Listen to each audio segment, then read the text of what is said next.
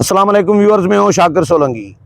Viewers, Punjab और खैबर पख्तूनख्वा में आम इंतखाबात के हवाले से एक नया आइनी बहस छिड़ गया है और डिबेट शुरू हो गई है। सुप्रीम कोर्ट ने सुओ मोटो नोटिस लिया है। उससे पहले सदर ममलिकत ने शेड्यूल जारी कर दिया, तारीख दे दी कि जी 9 अप्रैल को हर सूरत में दोनों सूबों के सूबाई असम्बलियों के इंतखाबात कराए जाएँ, जिस पर भी शदीद तनकीद हो रही है कि ये सदर ममलिकत का अख्तियार नहीं है। आइनी तौर पर सदर ममलिकत का नहीं बनता, गवर्नर्स का और इलेक्शन कमीशन का बनता है। इलेक्शन कमीशन तारीख देने के लिए तैयार नहीं और गवर्नर्स जो हैं दोनों सूबों के वो भी तारीख देने के लिए तैयार नहीं है, जिसकी वजह से सदर ममलिकत ने इलेक्शन एक्ट का सेक्शन जो 57 है उसके तहत सदर ममलिकत ने कहा कि जी मैं तारीख का ऐलान करता हूं और तारीख देता हूं, क्योंकि 90 दिन के अंदर अगर इंतखाबात नहीं होते तो ये आइन की वायोलेशन होगी। ये सदर ममलिकत ने मौक़िफ़ दिया। उसके बाद सदर के ख़िलाफ़ एक तनकीद भी हो रही है हुकूमती जमातों की जानिब से। कल वज़ीर आज़म मियाँ शहबाज शरीफ ने जो प्रेस कॉन्फ्रेंस की, उसमें मैं खुद भी मौजूद था। वज़ीर आज़म ने भी सदर ममलिकत के लिए ख़ुद ही, हालांकि कोई सवाल भी नहीं हुआ था सदर ममलिकत से, वज़ीर आज़म से सदर के इस तारीख़ देने के हवाले से, लेकिन वज़ीर आज़म ने प्रेस कॉन्फ्रेंस ख़त्म हो रही थी तो उन्होंने कहा कि 2 बातें मैं करना चाह रहा हूँ। एक तो ये कि सदर ममलिकत ने जो तारीख़ दी है ये गैर आइनी हरकत की है। हरकत लफ्ज़ यूज़ किया है वज़ीर आज़म ने सदर के लिए, रियासत के सरबराह के लिए। लेकिन रियासत के सरबराह अपने आप को रियासत का सरबराह नहीं बल्कि पीटीआई के कारंदे के तौर पर अपने आप को यूज़ कर रहे हैं या मिसयूज़ हो रहे हैं इमरान खान के हाथों या पीटीआई के हाथों, क्योंकि पार्लियामेंट को भी वो बिल वापस कर देते हैं, दस्तखत नहीं करते। जो इनको यानी वो जिस तरह कहते हैं कि मीठा मीठा हप और कड़वा कड़वा थू, जो पीटीआई को वारा खाते हैं, कानून साजी वारा खाती है, इमरान खान को खाती है वारा, या इमरान खान जिस कानून साजी से खुश होते हैं तो उस पर सदर ममलिकत दस्तखत कर देते हैं, या जिस पे इमरान खान को एतराज़ होता है, वो नहीं चाह रहे होते तो उस पर दस्तखत नहीं करते। लेकिन आइनी तौर पर फिर दूसरे मुख्तलिफ और भी रास्ते होते हैं, आइन में खुले हैं कि सदर ममलिकत दस्तखत नहीं करते तो पार्लियामेंट को वापस आ जाता है बिल। फिर पार्लियामेंट का जॉइंट सेशन, मुश्तरका इजलास दोबारा उस बिल को मंजूर कर ले और तो फिर दोबारा सदर को भेजा जाएगा और सदर के पास फिर 10 दिन होते हैं कि अगर दस्तखत करते हैं तो ठीक, नहीं तो वो खुद ही कानून बन जाता है। तो इस तरह की कानून साजी हुकूमत कर रही है। सदर ममलिकत हुकूमत के राह में रोड़े अटका रहे होते हैं। जहाँ जहाँ उनका बस चलता है, जहाँ जहाँ इमरान खान की तरफ से उनको हिदायत मिलती हैं, तो वज़ीर आज़म ने इसलिए उनके लिए कल सख्त अल्फाज यूज़ किए हैं और ये भी ऐलान किया कि मैं सदर ममलिकत को ख़त लिखूँगा आरिफ अलवी साहब को और उनको मज़म्मत करूँगा उनके इस अमल की, इस रवैये की। ये वज़ीर आज़म ने अल्फाज कहे हैं।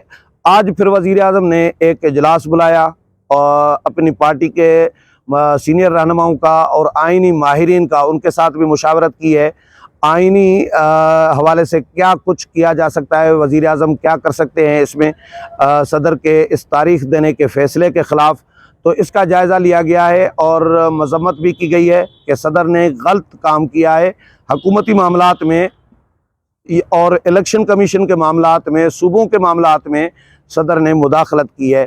फिर जी सुप्रीम कोर्ट ने मज़ेदार सीन ये भी हुआ कि सुप्रीम कोर्ट ने सुओ मोटो नोटिस ले लिया और सुप्रीम कोर्ट के किन जजेस ने, जिन जजेस की ऑडियोज़ लीक हो रही हैं, जिन जजेस को नून लीग के हवाले से मुतासिब समझा जा रहा है कि ये तअस्सुब रख रहे हैं और ये पार्टी हैं, जानिबदार हैं, पीटीआई को फेवर कर रहे होते हैं, जस्टिस एजाजुल हसन और जस्टिस मज़ाहिर अली अकबर नकवी, इन 2 जजेस साहिबान ने सुओ मोटो नोटिस ले लिया। केस कुछ और था, सीसीपीओ लाहौर के हवाले से था और उसमें सुओ मोटो नोटिस ले लिया कि जी इलेक्शन क्यों नहीं कराए जा रहे। इसको 3 सवालात उठाए हैं सुप्रीम कोर्ट ने और चीफ जस्टिस ने भी फिर उस पर 9 रुकनी लार्जर बेंच तश्कील दे दिया।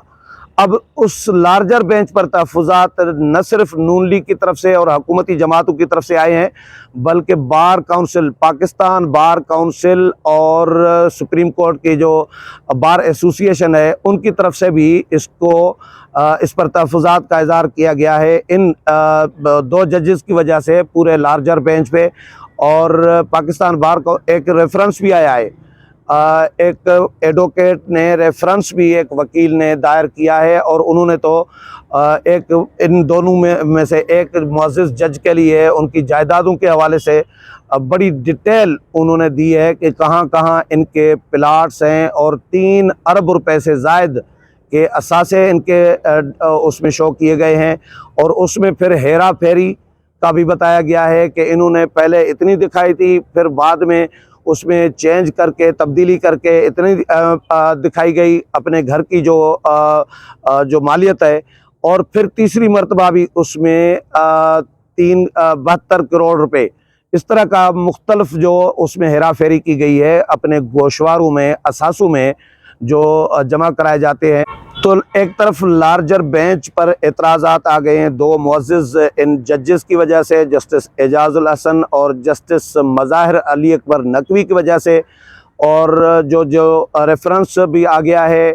पाकिस्तान बार काउंसिल ने तहफ़्फ़ुज़ात का इज़हार किया है, लेकिन अदालत ने, सुप्रीम कोर्ट का जो लार्जर बेंच है, जो चीफ जस्टिस ने तश्कील दिया है, उसने अपना काम शुरू कर दिया है और केस की समाअतें भी शुरू कर दी गई हैं, जिसकी वजह से एक तरफ मुतनाज़ा नून लीग ने भी मुतालबा किया है कि इन 2 जजेस को निकाला जाए। कल मरियम औरंगज़ेब ने भी और अता तारड़ ने भी प्रेस कॉन्फ्रेंस की थी। अता तारड़ ने मुतालबा किया कि इन 2 जजेस को निकाला जाए, क्योंकि ये नून लीग के हवाले से तअस्सुब रख रहे हैं, इमरान खान के हामी हैं, और ये तअस्सुर तो वैसे ही आम है कि अदालतों में इमरान खान के हामी जजेस की तादाद शायद ज़्यादा है, या ज़्यादा नहीं है तो बहुत सारे जजेस इमरान खान के हामी हैं, पीटीआई के हामी हैं, उनको फैसिलिटेट करना चाह रहे होते हैं, उनको रिलीफ देने के लिए फ़ैसले दे रहे होते हैं। हाई कोर्ट्स हों, इस्लामाबाद हाई कोर्ट में भी इसी तरह के सवालात उठते रहे हैं, उंगलियां उठती रही हैं। लाहौर हाई कोर्ट के कुछ जजेस पर, सुप्रीम कोर्ट के कुछ जजेस पर, तो एक आईनी तनाज़ा शुरू हो गया है सुप्रीम कोर्ट के और हुकूमत के दरमियान। सुप्रीम कोर्ट ने जो रिमार्क्स दिए हैं उसमें भी ऐसा लग रहा है कि वो इलेक्शन करवाना चाह रहे हैं शायद, लेकिन वो कहते हैं कि भाई इलेक्शन के हवाले से जो भी आइन कहता है उसके मुताबिक फ़ैसला किया जाए। और ये भी कहा है चीफ जस्टिस ने, सुप्रीम कोर्ट ने अपने रिमार्क्स में, कि भाई सवालात जो उठाए गए हैं, 3 उठाए गए हैं कि इलेक्शन कराना सूबों में किसका अख्तियार है, तारीख़ देना किसका अख्तियार है, और तारीख़ कब देनी है, टाइमिंग का ये भी सवाल उठाया गया है। तीसरा ये कि वफाक और सूबे का क्या रोल है इंतखाबात कराने के हवाले से, क्या वाकई गवर्नर्स का अख्तियार है या इलेक्शन कमीशन का अख्तियार है। हुकूमत कह रही है कि भाई ये इलेक्शन कमीशन का और गवर्नर्स का अख्तियार है, और इलेक्शन कमीशन ये कह रहा है कि जी हमने सूबों के गवर्नर से मुशावरत की, सदर ममलिकत का बनता ही नहीं है। सदर ममलिकत का तब बनता है जब कौमी असम्बली के आम इंतखाबात हों, सूबों के आम इंतखाबात होंगे तो फिर गवर्नर से मुशावरत करनी होगी। ये इलेक्शन कमीशन ने मौक़िफ़ अपना सुप्रीम कोर्ट में भी, हर जगह पर सदर ममलिकत को भी जो खतूत लिखे गए इलेक्शन कमीशन की जानिब से 2, उसमें भी ये मौक़िफ़ दिया गया कि ये आपका अख्तियार नहीं है, ये सूबों के गवर्नर्स का अख्तियार है, और हमने सूबों के गवर्नर से मुशावरत की, उन्होंने तारीख़ देने से इनकार कर दिया है, इसलिए हम इलेक्शन कराने से कासिर हैं। और दूसरी बात ये कि इलेक्शन कराने के लिए फंडिंग चाहिए, फंड्स चाहिए, वो वफाकी हुकूमत देगी। वफाकी हुकूमत फ़ंड देने के लिए तैयार नहीं है, और वफाकी हुकूमत कह रही है कि जी हमारे पास इतना पैसा नहीं है, मुल्क माशी बहरान का शिकार है, कहाँ से हम फ़ंड दें। फिर इलेक्शन कमीशन कह रहा है कि एक तरफ वफाकी हुकूमत जिस तरह फ़ंड नहीं दे रही, इस तरह GHQ को लिखा गया था, GHQ ने भी सिक्योरिटी देने से इनकार कर दिया था।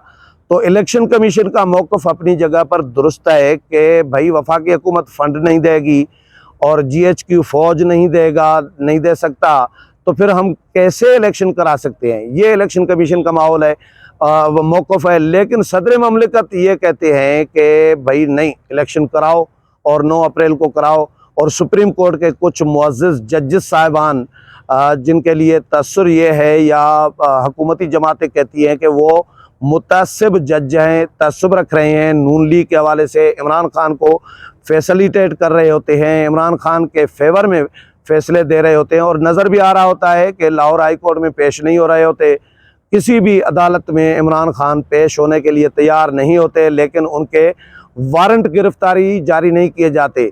ये भी कहा जाता है कि जी बहुत बड़ी पार्टी के सरबराह हैं और उनको दीवार से लगाया जा रहा है। इस तरह के जजेस के रिमार्क्स आ रहे हैं। भाई बहुत बड़ी पार्टी के किस चीज़ के सरबराह हैं? बहुत बड़ी पार्टी तो इस्टेब्लिशमेंट ने बनाई थी, पाशा साहब ने बनाई थी या जनरल फैज़ ने बनाई थी। बहुत बड़ी पार्टी तो नहीं है।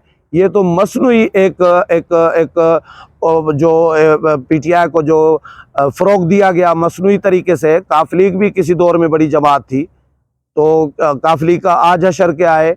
परवेज़ इलाही चले गए, जम हो गए पीटीआई में। अब परवेज़ इलाही के जो बयानात आ रहे हैं उसमें लिखा जाता है कि जी पीटीआई के सीनियर रहनुमा परवेज़ इलाही, तो चौधरी शुजात ने उनको भी जम करने नहीं दी, लेकिन काफ लीग सुकड़ के रह गई। तो पीटीआई भी इसी तरह की पार्टी है। बनाई गई थी, पीटीआई को बनाया गया था इस्टेब्लिशमेंट की जानिब से, जनरल पाशा और जनरल फैज़ और कुछ लोगों की जानिब से। लेकिन जजेस रिमार्क्स ऐसे दे रहे होते हैं, तो जजेस के हवाले से बहुत सारे तहफ़्फ़ुज़ात हुकूमती जमातों की जानिब से सामने आ रहे हैं। अब सुप्रीम कोर्ट ने सुओ मोटो नोटिस लेके इस केस को सुनना शुरू कर दिया है। अब देखते हैं सुप्रीम कोर्ट के जो लार्जर बेंच है उसको तब्दील किया जाता है या यही बेंच फैसला देता है, और फैसला फिर क्या आता है। उम्मीद है प्रोग्राम पसंद आया होगा। अगले प्रोग्राम में फिर मुलाकात होगी, तब तक इजाज़त चाहता हूँ। अल्लाह हाफ़िज़।